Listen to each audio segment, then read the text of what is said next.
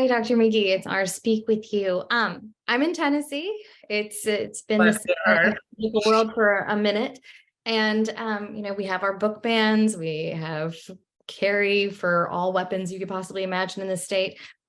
But with my friends, the Tennessee Three, we have seen this start of a change here. And as someone that studied leadership and especially Black leadership, and you see our two young Justins, Yeah. Justin Pearson, who I worked on water protests with, and Justin Jones out of Nashville.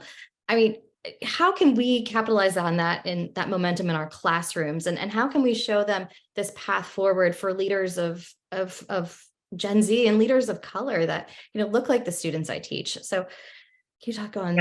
Yeah, what a great question. Thank you, Kathryn. Thank you for your activism.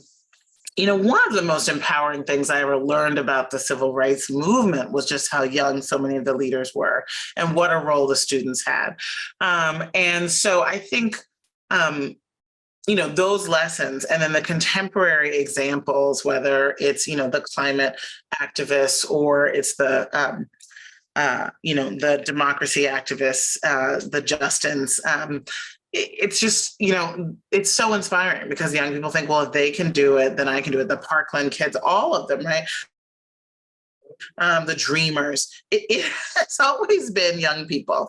But what we can't skip over is the leadership development and the skills that it takes to actually organize at scale, not just organize a rally, which is difficult and challenging and is a huge accomplishment, but then be able to actually negotiate with leaders of power, be able to power map and say, what can I demand and what am I going to get?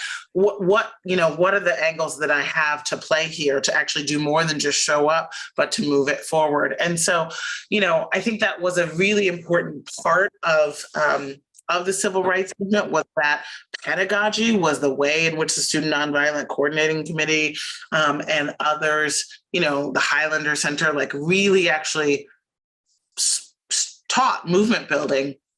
And I think that there are still those types of institutions right now. They're not as well known as they were during the movement, but I think that's sort of the next level for some of your more active students is really getting them to understand activism itself, right? The science of it, the tactics of it. There are lots of great books about this as well.